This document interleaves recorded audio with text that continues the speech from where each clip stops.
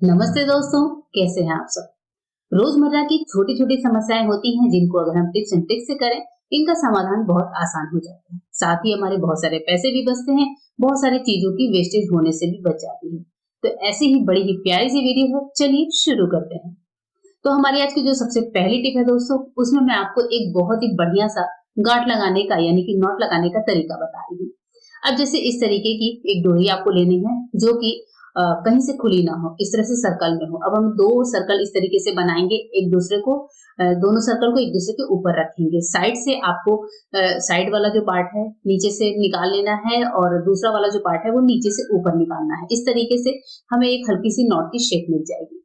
अब आपको जिस भी चीज को हैंग करना है, जैसे मैं सबसे पहले आपको एक लोटा हैंग करके दिखा रही हूँ। लोटा हैंग करते समय मेरी डोरी थोड़ी सी खुलने वाली थी तो मैंने इसे पकड़ लिया है। अब इसके बाद से हम क्या करेंगे, लोटे में पहनाकर जब हम दोनों साइड से खींचते हैं तो लोटा इस तरीके से बनकर तैयार हो जाता है। लेकिन इसके अलावा भी बहुत सारी चीजें होती हैं जिनको आप नॉट लगाकर बहुत ही ईजी तरीके से कैरी कर सकते हैं। अब जैसे यहाँ पर एक कोल्ड ड्रिंक की बोतल है, अगर आपको इसको कहीं लेकर जाना है तो इस तरीके से आप नॉट लगाइए और इसको खींच दीजिए। खींचने के बाद दोनों साइड के पार्ट को ऐसे पकड़ लीजिए तो हमारी जो कोल्ड ड्रिंक की बॉटल है उसको बहुत ही इजी तरीके से आप कहीं पर भी लेकर जा सकते हैं। जैसे कभी कभी बच्चे होते हैं रास्ते में, बच्चों का कोई बॉटल वगैरह है, इस तरीके से नॉट लगाइए, ये खुलेगा भी नहीं, देखने में भी काफी ज्यादा बढ़िया लगता है और इसको उठाना बच्चे और बड़ों सबके लिए बहुत ज्यादा आसान होता है। तो मुझे तो ये तरीका बहुत पसंद है। आप अपने किसी थैले में भी इस तरीके से नॉट लगाकर उसको अच्छे से कैरी करके एक जगह से दूसरी जगह ले जा सकते हैं। नेक्स्ट टिप है हमारे किसी भी कलर के इयररिंग्स को लेकर। ये जो बालियां होती हैं इस तरीके की, जो हमारे इयररिंग्स वगैरह होते हैं, तो इनको हम बहुत अच्छे से अपने मनचाहे कलर में चेंज कर सकते हैं। अब जैसे मुझे इस ड्रेस की मैचिंग अपनी बालियों को करना है, मतलब इसमें ब्लैक भी है, ऑरेंज भी है, ग्रीन भी है, तो मेरे पास ऑरेंज कलर का नेल पेंट है।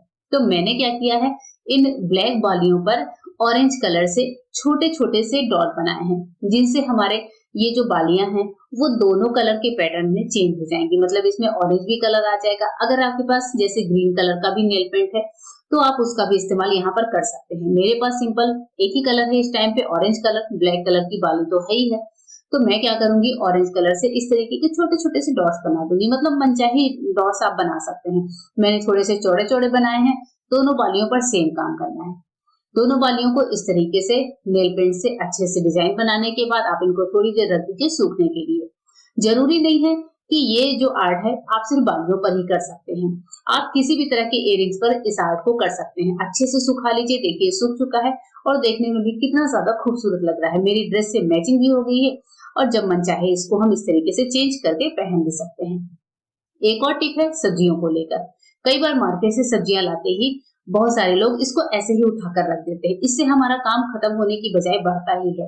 तो आप कोशिश करें कि जिस दिन भी आप मार्केट से सब्जी लेकर आ रहे हो, आप सारी सब्जियों को पहले अच्छे से वॉश कर लीजिए। उसके बाद से इनको छन्ने में रख दीजिए। जब इनका पानी थोड़ा सा झड़ जाए तब आप इसके बाद से इनको फैलाना शुरू करिए। क्योंकि अब जैसे चौलाई है, इवन चौलाई की तक की सब्जी भी मैं अच्छे से धुलकर वॉश करके इसका पानी सुखा कर रखती हूँ, जिससे जब बच्चों के टिफिन बनाने होते हैं या फिर सैलेड वगैरह फास्ट मोड पे काटना होता है, कभी कोई गेस्ट आ जाता है, हमें तुरंत कोई चीज चाहिए होती है, तो फ्रिज में अगर हर चीज को हम धुला धुलाया साफ सुथरा रखेंगे तो हमारे सारे काम आसान होते हैं। जैसे मेरे पास इस समय मिर्ची, चौलाई, टमाटर, खीरा सारी चीजें हैं। मैंने अच्छे से 3 से 4 पानी वॉश किया है और न्यूज़पेपर पर फैलाकर रख दिया है इसको सूखने के लिए। अब इस तरह के एयर टाइट डिब्बे होते हैं। ये जो डिब्बे होते हैं, मैंने इस तरह के बहुत सारे डिब्बे अपने घर में रखे हुए हैं। इनमें मैं अपनी सब्जियों को स्टोर करके रखती हूँ, स्पेशली उन सब्जियों को जिनकी जरूरत हमें तुरंत पड़ती है। टमाटर है, उनको इस तरह के डब्बों में स्टोर कर लेती हूँ।